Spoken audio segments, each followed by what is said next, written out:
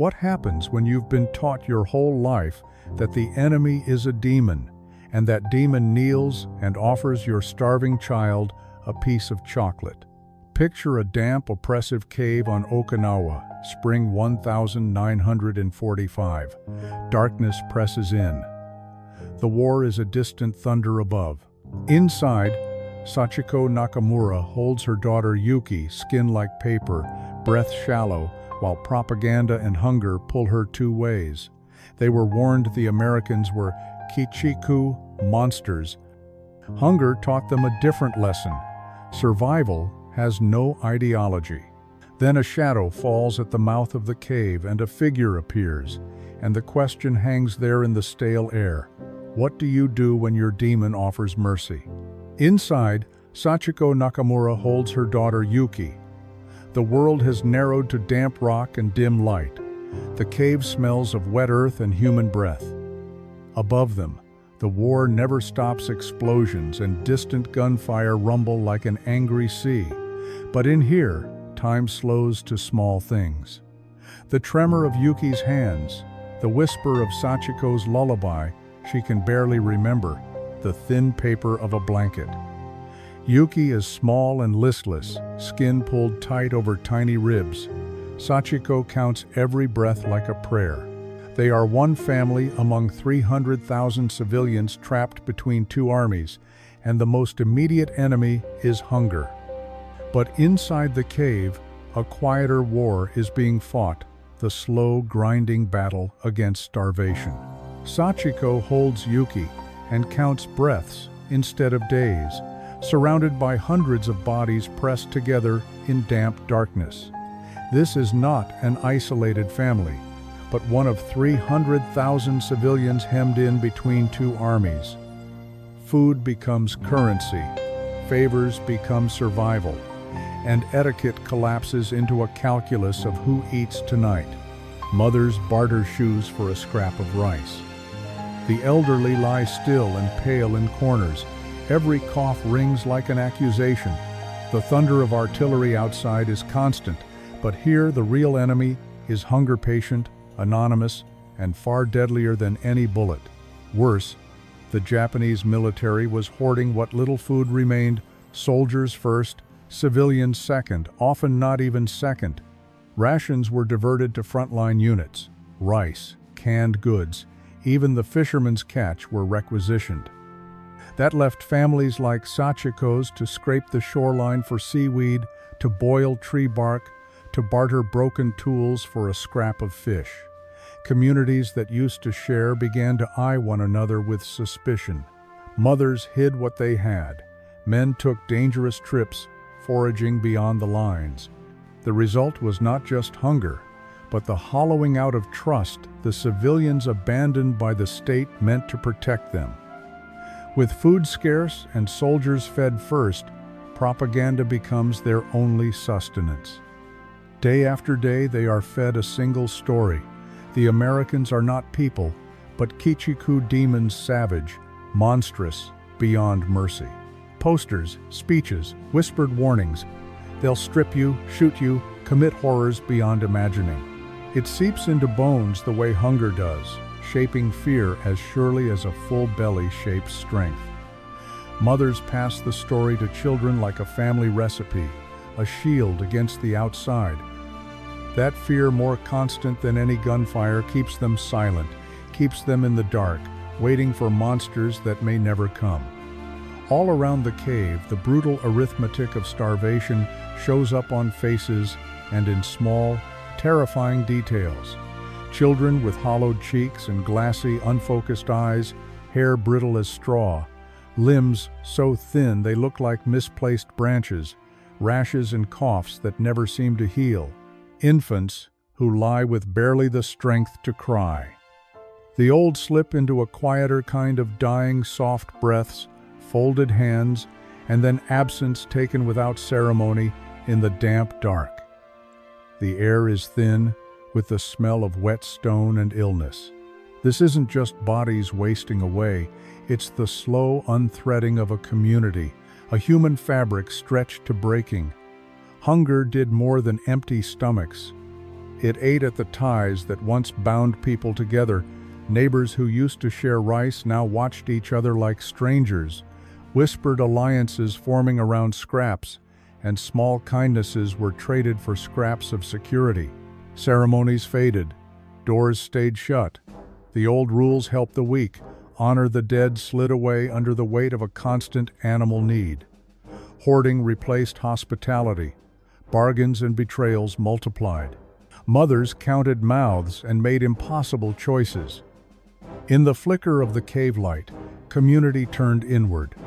A dozen quiet fractures spreading until each family stood alone with its fear, Sachiko among them, clutching Yuki tighter as the world narrowed. Sachiko holds Yuki like a secret, cradling the weight of a child who no longer has the strength to fight for breath. Her ribs show through thin fabric, her cheeks hollow, her small hand limp in Sachiko's. Above them, the war is a distant drum explosions, shouts, the world reduced to sound and damp stone, but the enemy inside the cave is quieter and closer, an ache that gnaws through thought, that turns neighbors into strangers and hope into barter. Fear of the demons taught by posters and sermons thrums at the edge of her mind, but the arithmetic of hunger is sharper, more immediate, and she measures every choice against the single, brutal certainty of starvation as she waits for what comes next. Suddenly, a shadow falls over the cave mouth, swallowing the thin strip of daylight like a hand closing over a window, and everything changes in an instant. Light bleeds away from the wet rock, and the faces turn toward the dark like moths drawn to a new danger. Footsteps, if they are footsteps at all, pause somewhere just beyond the lip. A draft carries the scent of salt and metal.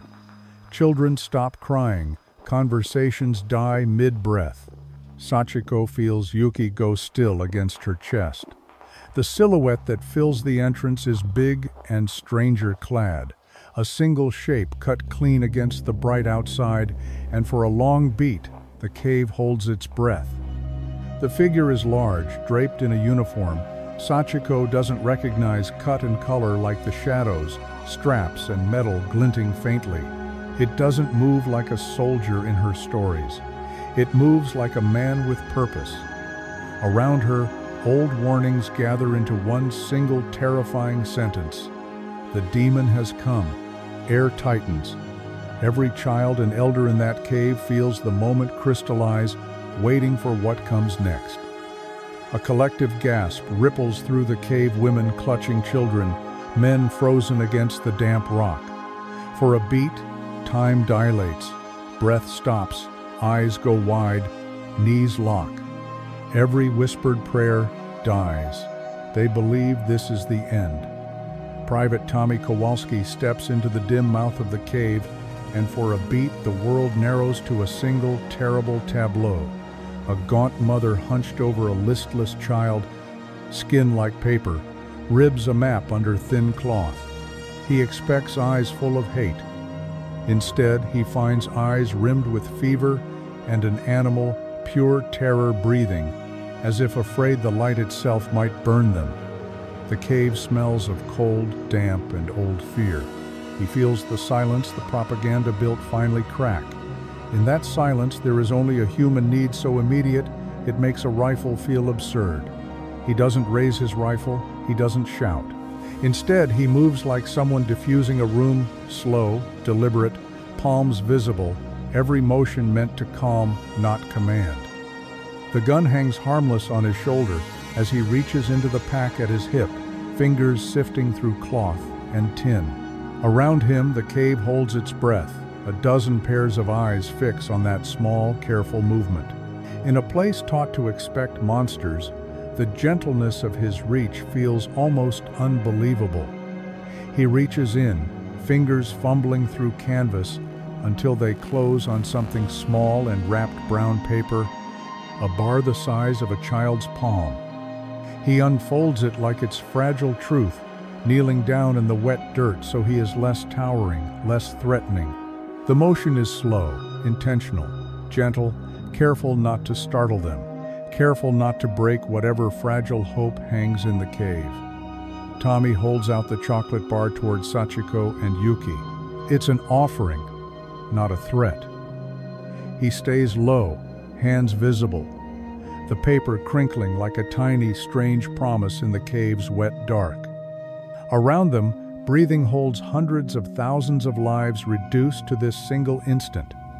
Sachiko's mouth is dry. Years of warnings, demons with human faces collide with the sudden smell of sugar and cocoa. Could this gesture be real, or some cruel trick to catch them off guard?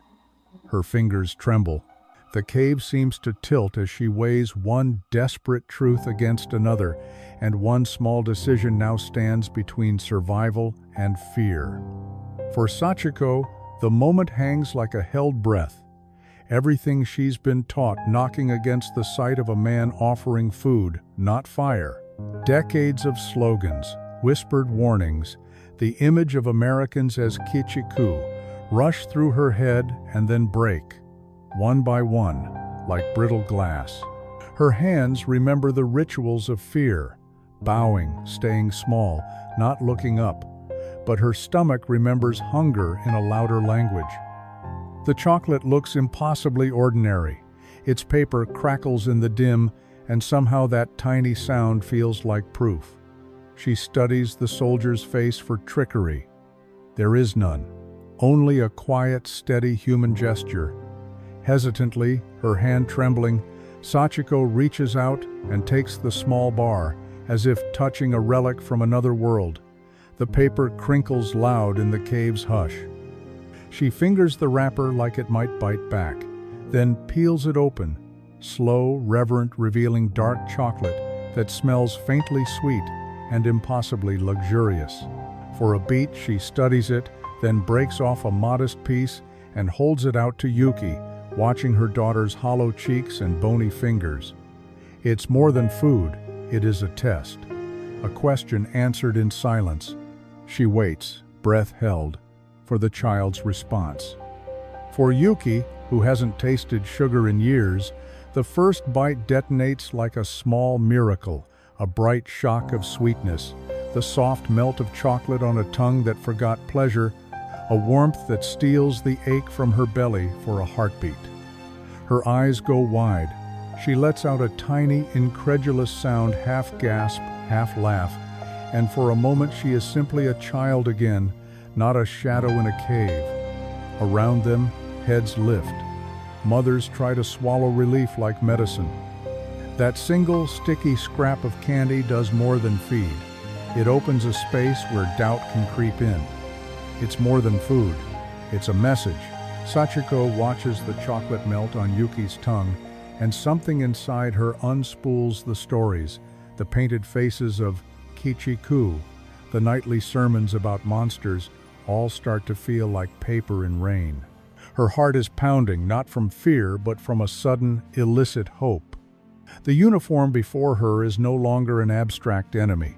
It's a pair of hands, an ordinary face, a man who has bent down to give rather than to take. For a strange, fragile moment, the old certainties crack, and the word monster loses its shape. In that single bite, everything shifts.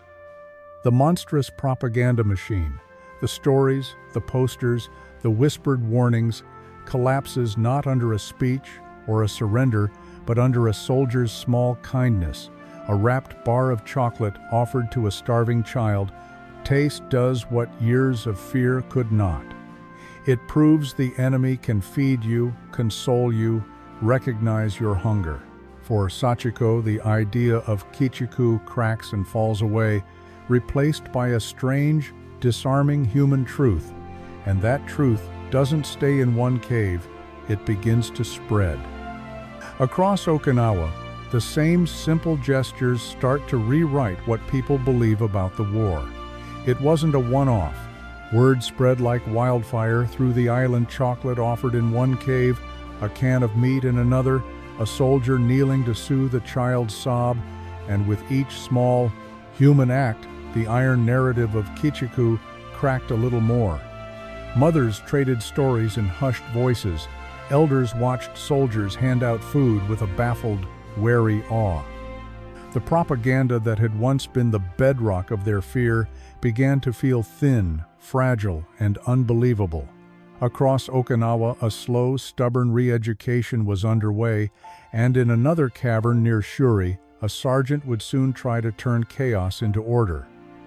Near Shuri, Sergeant Bob Martinez walks into a cave-turned war zone of hunger families clawing over scraps, a toddler wailing, elderly faces hollowed to skin and bone, tin cans rattle like gunfire as hands snatch and recoil.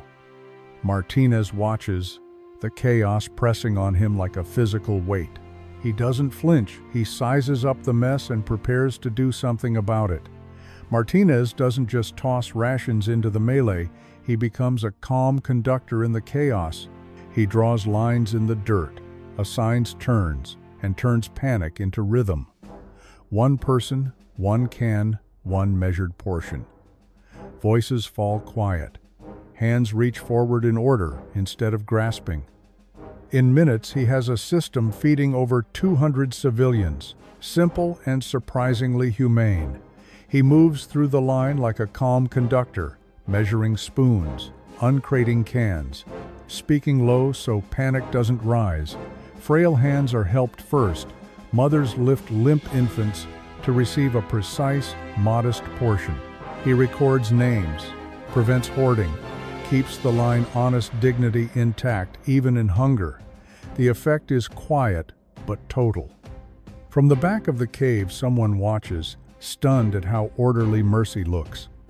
Taro Yamashiro stands back and watches, at first as if he's glimpsed a different world. Neat rows of people, hands raised and counted, rations parceled with a ruler's precision, extra portions tucked aside for the oldest and the tiniest. No shouting, no grabbing. Nurses check children's bellies, a sergeant marks names on a clipboard, and men with aprons patiently explain portions to mothers whose hands still tremble from hunger. It's the opposite of chaos. It's careful, almost clinical care. Awe softens the anger he's carried for months. This isn't charity tossed like a bone, it looks like a plan. Taro stands and watches, stunned. This isn't chaos. It's a system. Men with clipboards, neat rows, someone checking names, someone making sure the oldest go first. There are rules. There is care. He remembers empty bellies and orders ignored, soldiers fed before civilians, favors and scraps passed down like grudges. This scene jars him. Competence where he expected cruelty, logistical care where he expected indifference. It's not just kindness, it's planning, science, accountability. The realization settles like a cold light. What he was taught to fear was not the whole truth. A crack opens in his belief, the first real doubt of a long-held story. It doesn't happen all at once. One small kindness becomes two, and then a pattern emerges. Organized lines of food, careful rationing for the weakest, medics who know how to heal, soldiers who sit and share tea instead of shouting orders. Taro and the others watch, stunned. What they were taught to fear doesn't behave like a monster. The stories they've lived by start to fray. Fear gives way to confusion, then to something stranger. Gratitude. Faces that once tightened at the sight of a uniform now relax. In the span of a few days, a hard, black and white world grows shades of gray, and the enemy they feared looks, astonishingly, like people who care. What startled them wasn't only the kindness, it was the idea that there could be too much of a good thing. For people who had measured life in pinches and scraps, abundance sounded like a myth.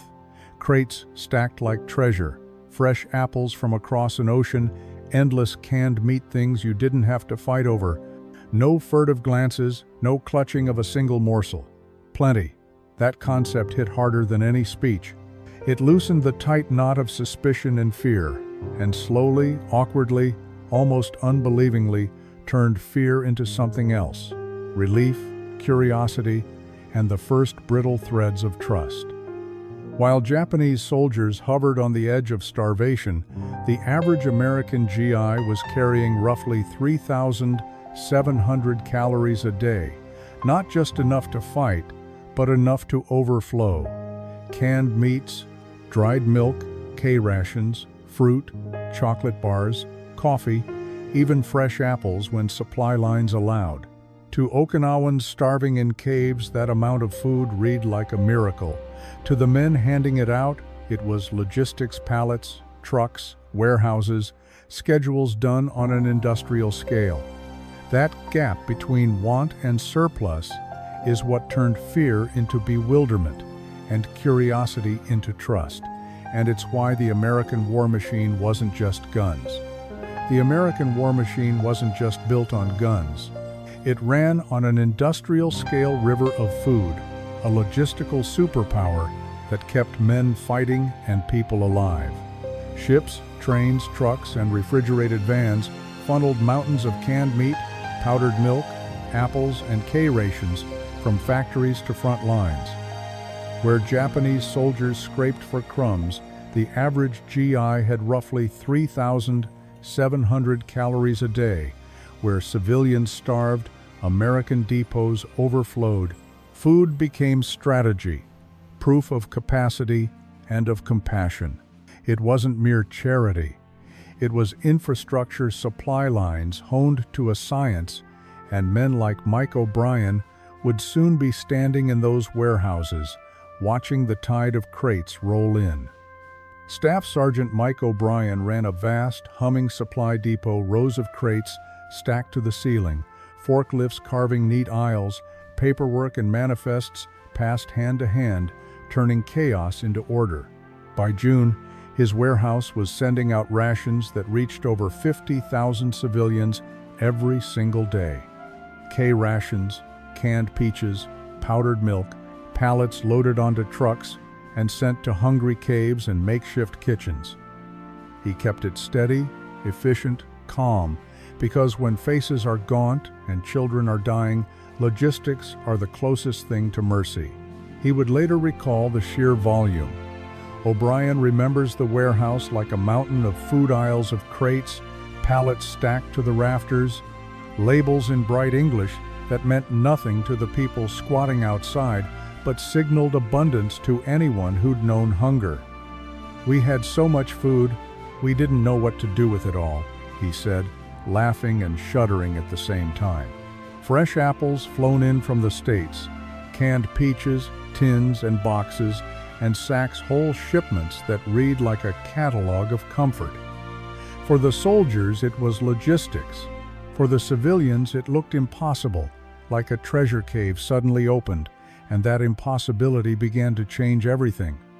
The Okinawans stood frozen at the warehouse doors, eyes wide as if they'd stepped into a story. Not a supply depot, rows of wooden crates, tins glinting like coins, sacks stacked so high they swallowed the daylight. A child reached out and hesitated, fingers brushing a label that read APPLES, as if testing a dream. Mothers pressed palms to their mouths. An old man laughed once, then began to weep. The air smelled faintly of metal and syrup, a ridiculous, unbearable sweetness after months of nothing. For a moment, the war fell away. All that remained was this impossible abundance and the quiet, stunned wonder it left in their faces. For them, that's exactly what those warehouses were. Impossible treasure caves, stacked floor to ceiling with food and comforts they'd been told didn't exist outside the enemy's camp. It wasn't just the sight of crates or the taste of a canned peach. Those overflowing pallets were an argument in plain sight, a practical rebuke to years of demonizing propaganda. When abundance does the talking, fear has to listen. The image of plenty quietly rewrote what people believed about who the enemy could be. Those supplies became more than calories. They were proof, a slow, stubborn truth that opened the door for the small, human gestures that followed. In the shadow of towering crates and endless rations, another, quieter import began to spread. instant coffee. Soldiers would gather on rough wooden crates, scooping dark granules into tin cups, pouring hot water, and passing the bitter-smelling brew from hand to hand. It was small, almost ridiculous, a chemical scent, a foreign flavor, but the ritual mattered more than the taste. Steam rose like a tiny truce. People lingered. Conversations started with gestures and smiles. In a place where propaganda taught hatred, a shared cup rewired habits. Soldiers and civilians breathing the same steam, breaking the silence, one swallow at a time. For women like Mrs. Hanako Suzuki, a tin cup of instant coffee did more than wake the body. It opened a door. The bitter steam curled between faces that belonged to enemy headlines, and suddenly names and uniform patches mattered less than the rhythm of pouring, stirring, and passing a cup. Hands pointed, smiles translated, and a clumsy question became a shared laugh. Soldiers taught how much water, how long to wait. Women taught how to hold the cup like home. In those small, aromatic exchanges, the hard lines of propaganda blurred one hot sip at a time. Trust began to seep in. Across muddy courtyards and dim cave mouths, it was the little rituals that dissolved the war. A cup of bitter coffee passed hand to hand, a soldier showing a woman how to sip, a woman smiling back tiny bridges built with spoons and steam. They did more than feed bodies. They rewired suspicion into curiosity, fear into conversation. In those moments, the sharp edges of victor and vanquished blurred, not by speeches or treaties, but by shared warmth and laughter around a tin can. Trust grew quietly, one small kindness at a time, and where adults found coffee, children would find another kind of wonder chewing gum that turned silence into play. To the children, another American invention seems like pure magic: chewing gum. They stare at the pink rectangles like treasure too small to be rations, too bright to be ration bars, proof that somewhere there is surplus. A tentative first chew, puzzled faces as they feel the strange, springy texture. Then a rhythm forms, jaws learning a new motion. Laughter bubbles up, literal and infectious, because for a few minutes they aren't crouched in darkness or listening for shells. They're just kids with a silly, chewy toy. Soldiers pass out sticks, hands trade, eyes widen. That small, ordinary delight cracks the shell of fear, if only for a heartbeat. Corporal Danny Walsh kneels, holding a pink wedge of gum like a small, forbidden treasure, and shows Jiro Miyagi how to chew without swallowing. Soft press of the jaw, a gentle roll of the tongue, careful breathing, as if learning a secret. Jiro copies, tentative at first, then eyes widen as the rubbery taste blooms and a shy bubble of wonder escapes, and for a beat, he forgets the war. Word spreads like a secret down the damp tunnel. Corporal Danny Walsh is showing a boy how to chew this strange gum without swallowing it. Curious heads peek out. Then more little bodies clustering, elbows and shoes and hopeful faces. Walsh crouches, patient and careful, and demonstrates how to shape a fish of air, then a small, wobbling bubble. The children whisper, then giggle, their eyes lighting up as for a moment the war falls away. For a few precious minutes, the cave stops being a hospital of hunger and fear and becomes, improbably, a playground. Gum bubbles wobble and pop, small hands clap at each shimmering globe, and the dry rasp of laughter pushes the war noise back to the edges, like a tide pulling away. They are simply children again, faces bright, shoulders unclenched, voices tasting a normalcy they haven't known in months.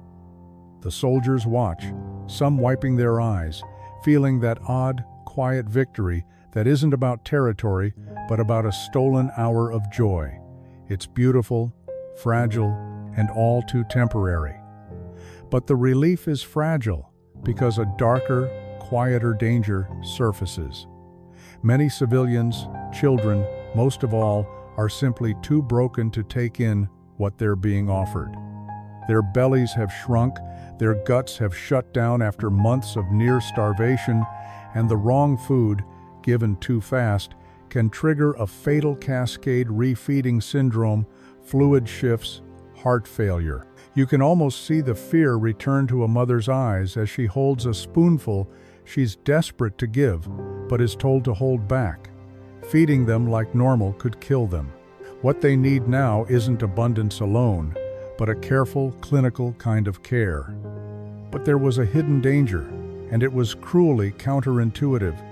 After months of near starvation, a stomach can no longer handle the very food you want to give it.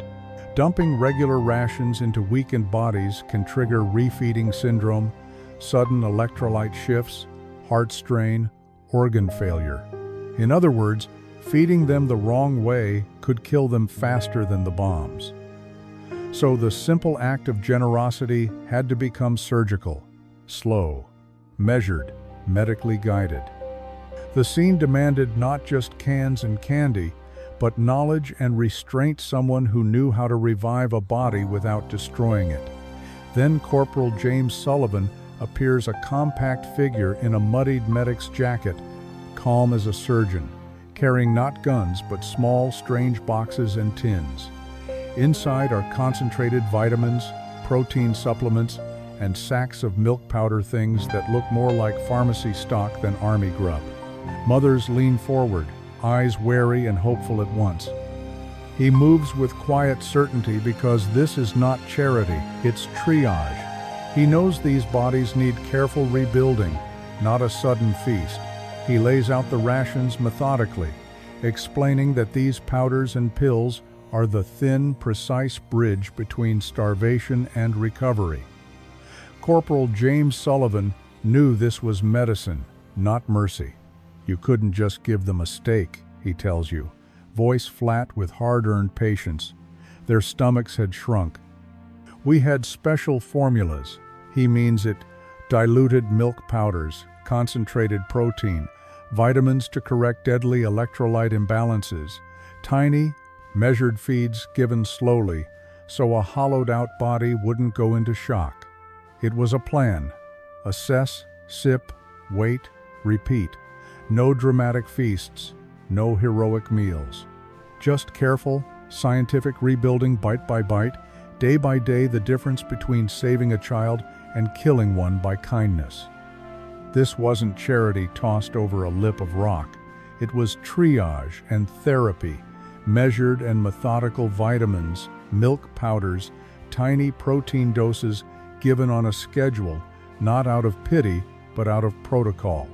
Medics watched stomachs and pulses, adjusted rations like prescriptions, coaxing bodies back from the brink without triggering the very danger they were trying to avoid. It took patience.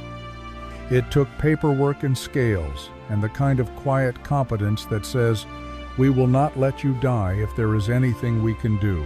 The American commitment here was clinical and moral, at once the patient restoration of human life, one careful feeding at a time. Nurse Lieutenant Helen Chang crouches over a clipboard in the dim, humming field hospital, turning observations into numbers. She measures tiny limbs, logs daily weights, marks skin tones returning from parchment to peach, notes how hands that once lay limp now reach for a spoon. Equipment beeps around her. Powdered milk is mixed and fed with the care of a ritual. Her handwriting, careful, exact, becomes a ledger of recovery. Fevers falling, eyes clearing, energy returning in short, bright bursts. These charts do more than record medicine working. They turn scattered kindness into proof that methodical, scientifically guided feeding can bring children back from the edge. Within 2 weeks of adequate feeding, Nurse Lieutenant Helen Chang wrote, "The difference was unmistakable. Listless, withdrawn children who'd been nothing but shells began to flicker back to life. Tiny movements at first, then a steadier reach, a small laugh like a crack of sunlight. Their eyes cleared. Hands that could barely hold a spoon found strength. Questions returned, timid at first. What's that? And curiosity edged out fear. Medics and soldiers watched, quietly astonished, as methodical care coaxed bodies and spirits back. It was a slow, stubborn unraveling of death's work, and in those small recoveries, the outlines of hope reappeared. For the mothers, those first small changes felt like miracles. A hand that once lay limp now curled to grasp a spoon, a blank stare cracking into a search for familiar faces, and in that instant, the spark of life returned to their children's eyes. You could see it in shaky smiles, in the way a mother pressed a warmed palm against a fevered brow, in the quiet, stunned laughter that bubbled up after weeks of silence. It was an emotional turning point, fear and numbness giving way to cautious hope, and with every careful feeding, the walls between strangers and saviors began to thin, stitch by patient stitch. Witnessing their children bloom back to life did more than ease fear. It started to rewrite a story. Slowly, almost ritualistically, soldiers and medics ladled out warm, measured portions into tin cups. Nurses taught mothers how to mix the powders, how to coax a weak stomach back to work. Each careful portion, each patient feed and explained why, became proof that these strangers were not monsters, but keepers of life. People watched, remembered faces, names, the way a hand steadied a trembling child, and trust took root quiet, stubborn, and growing one carefully prepared meal at a time, setting the stage for rebuilding what war had torn apart. As the hunger eases, the mission changes course. Instead of emergency handouts, American soldiers roll up their sleeves. They sit with village elders, map out kitchens, and teach simple, repeatable ways to feed a community. Lines form not for scraps, but for bowls served on schedules, predictable, reliable, humane. Women learn to simmer powdered milk into porridge. Former cave dwellers swap fear for recipes and routines. These kitchens become practical lifelines and quiet classrooms. Discipline meets care, scarcity meets planning. The work is surgical and gentle at once, and it opens the door to the next phase: tools, seeds, and the hard work of rebuilding food itself. As the immediate crisis eased, the work shifted from feeding to teaching. Trucks rolled in with sacks of seed, crates of tools, and pallets of canned goods. Women who had cooked over wood fires for generations learned how to bloom powdered milk into porridge, how to stretch canned meat into stews, how to make unfamiliar supplies taste like home. Workshops sprang up at community kitchens, loud with the clatter of ladles and the curious questions of neighbors swapping techniques. It wasn't just food distribution anymore. It was cultural exchange, a quiet rebuilding of daily life, and into that fragile bridge stepped a Japanese-American interpreter who would change how both sides understood one another. Enter Corporal Eddie Nakayama, a Japanese-American interpreter, a Nisei in uniform who quietly undoes a century of fear with nothing more than words and steady hands. He speaks both languages, yes, but he also translates manners, menus, and mistrust. Showing a mother how to stir powdered milk, explaining canned peaches as more than foreign garbage, sitting cross-legged between GI and Okinawan and letting them trade stories. For the civilians, he becomes a walking contradiction, proof that the demon can be someone who looks like them, yet offers help. And for the Americans, he's a living reminder that this war is tangled with identity, loyalty, and unexpected compassion. Corporal Eddie Nakayama becomes the human hinge between two worlds, quietly correcting a mistranslation, offering a bowl, answering a frightened mother in her own tongue, and in those small acts, the old stories start to crumble. To the Okinawans, he proves America isn't a single shape of white demons. To the Americans, he becomes a living reminder that this war is tangled with people, histories, and loyalties. Around shared plates, soldiers and civilians trade more than food. Names, memories, jokes, the kind of ordinary talk that rewires suspicion into curiosity.